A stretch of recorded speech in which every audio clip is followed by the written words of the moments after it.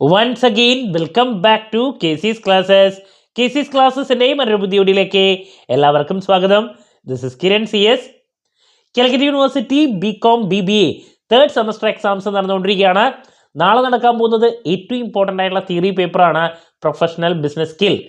So ഈ ഒരു സബ്ജക്റ്റിൻ്റെ important ക്വസ്റ്റ്യൻസിൻ്റെ video ഉറപ്പായും പ്രതീക്ഷിക്കുന്ന ഓരോ പാർട്ടിലുള്ള ക്വസ്റ്റ്യൻസിൻ്റെ വീഡിയോസ് ഒക്കെ നമ്മൾ അപ്ലോഡ് ചെയ്ത് കഴിഞ്ഞിട്ടുള്ളതാണ്. സോ ഈ ഒരു വീഡിയോയിൽ നമ്മൾ എപ്പോഴും ചെയ്യുന്ന പോലെ തന്നെ ലാസ്റ്റ് ഡേ എക്സാമിനേഷൻ ടിപ്സ് ആണ് ഇൻക്ലൂഡ് ചെയ്തിട്ടുള്ളത്. ഏറ്റവും കൂടുതൽ കുട്ടികൾ ചോദിക്കുന്ന ഒരു വീഡിയോ ആണ്. നമ്മൾ ആ ഒരു വീഡിയോ ചെയ്യാൻ കുറച്ച് ലേറ്റ് ആയിട്ടുണ്ടെങ്കിലും ഒരുപാട് കുട്ടികൾ റിക്വസ്റ്റ് ചെയ്തുകൊണ്ടാണ് ഈ ഒരു സമയത്തും നമ്മൾ അപ്ലോഡ് ചെയ്യുന്നത്.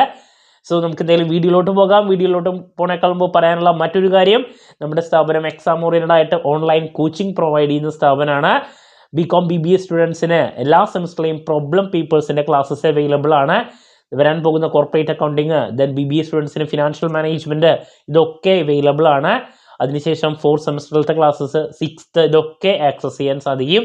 സോ നമ്മുടെ ക്ലാസ്സിൽ ജോയിൻ ചെയ്ത് പഠിച്ച് നല്ല മാർക്ക് മേടിക്കാൻ താല്പര്യമുള്ള കുട്ടികൾ ഡിസ്ക്രിപ്ഷൻ ബോക്സിലുള്ള എൻ്റെ വാട്സപ്പ് നമ്പറിൽ കോൺടാക്ട് ചെയ്യുക, ക്ലാസ്സസ് ആക്സസ് ചെയ്യുക. ഇതുവരെയുള്ള നമ്മുടെ റിസൾട്ട്സ് ഒക്കെ സൂപ്പർ റിസൾട്ട്സ് ആണ് കേട്ടോ.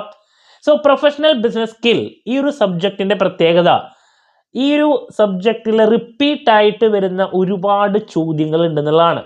അതുമാത്രമല്ല കോമൺ ആയിട്ടുള്ള ഏരിയാസ് നമുക്ക് നോക്കിക്കഴിഞ്ഞാൽ തന്നെ കാണാൻ സാധിക്കും.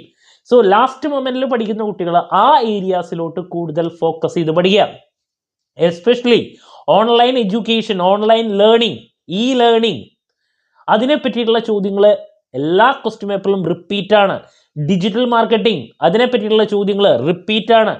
Business data analysis, business data analyst, then cyber crimes, ഇങ്ങനെ ഒരു 3-4 ടോപ്പിക്സ് നമുക്ക് റിപ്പീറ്റായിട്ട് എസ് ആയിട്ടും ദെൻ അതിൻ്റെ ഷോർട്ട് നോട്ട്സ് 2 മാർക്സിൻ്റെ ചോദ്യങ്ങളായിട്ടും നമുക്ക് മിക്ക ക്വസ്റ്റ്യൻ പേപ്പറിലും കാണാറുണ്ട്. ഏറ്റവും കൂടുതൽ എസ് എക്ക് കണ്ടുവന്നിട്ടുള്ളൊരു ചോദ്യമാണ് ഞാൻ നേരത്തെ പറഞ്ഞ ഇ ലേണിംഗ്. ദെൻ കുറേ ടീമുകളുണ്ട് നമുക്ക്, ഈ കണ്ടന്റ്, ഈ വേസ്റ്റ്, ഈ ലേണിംഗ് ഞാൻ നേരത്തെ പറഞ്ഞു.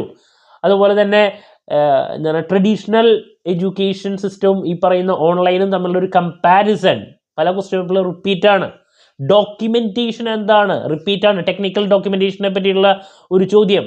ഡിജിറ്റൽ ഡിവൈഡ് എന്താണ്, പല ക്വസ്റ്റ്യൻ പേപ്പറിലും റിപ്പീറ്റായിട്ട് വന്നുള്ളതാണ്. ഡിജിറ്റൽ നേറ്റീവ്സ് എന്താണ്, ദെൻ ഇമെയിൽ കമ്മ്യൂണിക്കേഷൻ, അതുപോലെ തന്നെ റിട്ടൺ കമ്മ്യൂണിക്കേഷൻ, വെർബൽ കമ്മ്യൂണിക്കേഷൻ, കമ്മ്യൂണിക്കേഷനെ പറ്റിയുള്ള ചോദ്യങ്ങൾ മിക്ക ക്വസ്റ്റ്യൻ പേപ്പറിൽ റിപ്പീറ്റ് ആയിട്ട് വരുന്നതാണ്.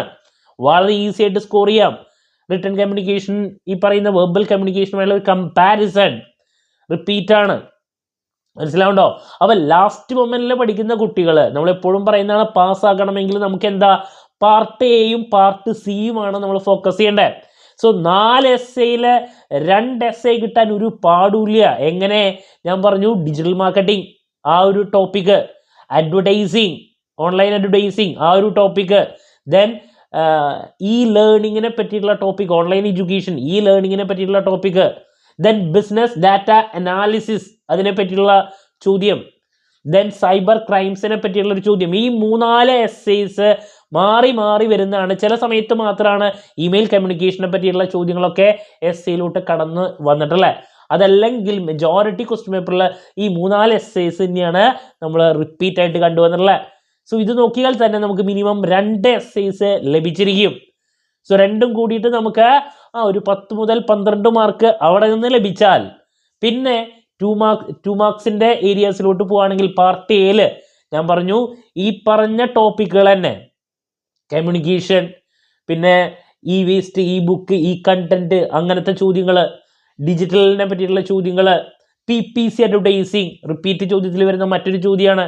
ഇൻഫോർമേഷൻ ഓവർലോഡ് എന്താണ്, ഇൻ്റർനെറ്റിനെ പറ്റിയിട്ടുള്ള ബേസിക് ക്വസ്റ്റ്യൻസ്, ഗൂഗിൾ സ്കോളർ എന്താണ്, കുറച്ച് ഇ കോമേഴ്സ് വെബ്സൈറ്റ്സിനെ പറ്റിയിട്ടുള്ള ചോദ്യങ്ങൾ, B2C, B2G, അങ്ങനെ ബിസിനസ് മോഡൽസിനെ പറ്റിയിട്ടുള്ള ചോദ്യങ്ങൾ, ഇങ്ങനത്തെ കുറച്ച് കാര്യങ്ങളാണ് മെജോറിറ്റി ക്വസ്റ്റ്യൻ പേപ്പറിൽ 2 മാർക്സിൻ്റെ ചോദ്യങ്ങളായിട്ട് കണ്ടുവന്നിട്ടുള്ളത്.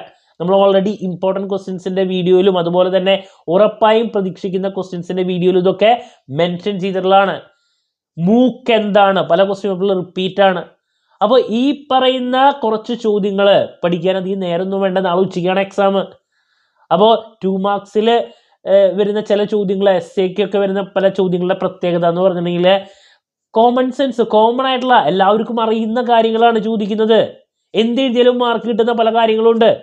അപ്പോൾ ഇങ്ങനെ ഈ 2 പാർട്ടും കോൺസെൻട്രേറ്റ് ചെയ്യാൻ വളരെ ഈസിയാണ്. സോ ഇത് രണ്ടും കോൺസെൻട്രേറ്റ് ചെയ്താൽ തന്നെ നമുക്ക് എക്സ്റ്റേണലിൽ, ഞാൻ എപ്പോഴും പറയുന്നതാണ്, ഇന്റേണലിൽ നമുക്ക് ഈ പറയുന്ന 20 ഒരു 10 മാർക്ക് മിനിമം കിട്ടിയാൽ ബാലൻസ് 25 മാർക്ക് നമുക്ക് എഴുതി മേടിച്ചാൽ മതി 80. രണ്ടും കൂടി 35 മതി പാസ്സാകാൻ. ദെൻ അറിയുന്ന പോലെ തന്നെ ഈ 2 പാർട്ടും കോൺസെൻട്രേറ്റ് ചെയ്ത് പഠിക്കുകയാണെങ്കിൽ പാർട്ട് ബിയിൽ പല ചോദ്യങ്ങളും അങ്ങോട്ടും ഇങ്ങോട്ടും മാറി മാറി വരും. എസ്പെഷ്യലി പാർട്ട് ബിയിൽ ഈ ഗവേണൻസിനെ പറ്റിയുള്ള ചോദ്യങ്ങൾ, പിന്നെ റിപ്പീറ്റ് ആയിട്ട് കണ്ടുവന്നിട്ടുള്ളതാണ് ഓൺലൈൻ ലൈബ്രറീസിനെ പറ്റിയിട്ടുള്ള ചോദ്യങ്ങൾ, ഗ്രീൻ കമ്പ്യൂട്ടിങ്ങിനെ പറ്റിയിട്ടുള്ള കാര്യങ്ങൾ. ദെൻ ഓൺലൈൻ അഡ്വർടൈസിങ് ഞാൻ നേരത്തെ മെൻഷൻ ചെയ്ത് കഴിഞ്ഞ മറ്റൊരു ടോപ്പിക്കാണ്. പിന്നെ ക്ലൗഡ് കമ്പ്യൂട്ടിങ് എന്താണ്, ഇതൊക്കെ വെബിനാർ എന്താണ്, നമുക്ക് 2 മാർക്സിന്റെ ഏരിയയിലൊക്കെ കണ്ടുവന്നിട്ടുള്ള ചോദ്യങ്ങളിൽ മറ്റൊന്നാണ്. ദെൻ ഞാൻ നേരത്തെ പറഞ്ഞു ഇൻഫർമേഷൻ ഓവർലോഡ് എന്ന് പറയുന്ന കൺസെപ്റ്റ് ഒരു 2 ക്വസ്റ്റ്യൻ പേപ്പറിൽ വരെ റിപ്പീറ്റ് ആയിട്ട് കണ്ടുവന്നിട്ടുള്ള ചോദ്യമാണ്. PPC അഡ്വർടൈസിങ്ങിലുള്ള മറ്റൊന്നാണ്, സ്കിപ്പ് ചെയ്യരുത്. ഇങ്ങനെ റിപ്പീറ്റ് ആയിട്ട് പല ചോദ്യങ്ങളും നമ്മൾ 2-3 പ്രാവശ്യത്തെ ക്വസ്റ്റ്യൻ പേപ്പർ നോക്കുകയാണെങ്കിൽ വന്നിട്ടുള്ളതാണ്. അപ്പോൾ പാർട്ട് എയും പാർട്ട് സിയും നോക്കുകയാണെങ്കിൽ അതിൽ നമ്മൾ മെൻഷൻ ചെയ്ത പല കാര്യങ്ങൾ തന്നെ വീണ്ടും പാർട്ട് ബിയിലും വരുന്നതാണ്.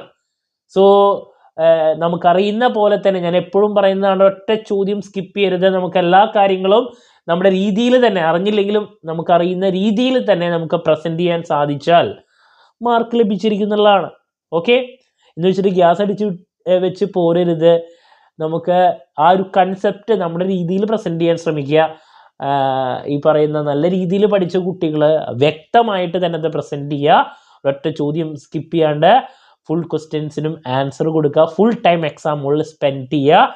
ഈ രീതിയിൽ ഞാൻ ഈ പറഞ്ഞ ചോദ്യങ്ങളിലോട്ടൊക്കെ ഫോക്കസ് ചെയ്ത് പഠിക്കുകയാണെങ്കിൽ നിങ്ങൾ ഈസി ആയിട്ട് പാസ്സായിരിക്കും.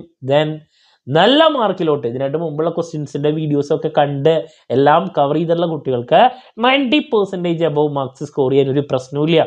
അതല്ല ലാസ്റ്റ് മൊമെന്റിൽ പഠിക്കുന്ന കുട്ടികൾ ഈസി ആയിട്ടുള്ള ഏരിയാസിലോട്ട്, ഏതൊക്കെ, advertising, digital marketing, online education, ലൈബ്രറീസിൻ്റെ കേസ്, ദെൻ സൈബർ ക്രൈമിനെ പറ്റിയുള്ള, ഇതൊക്കെ കോമൺ ആണ്.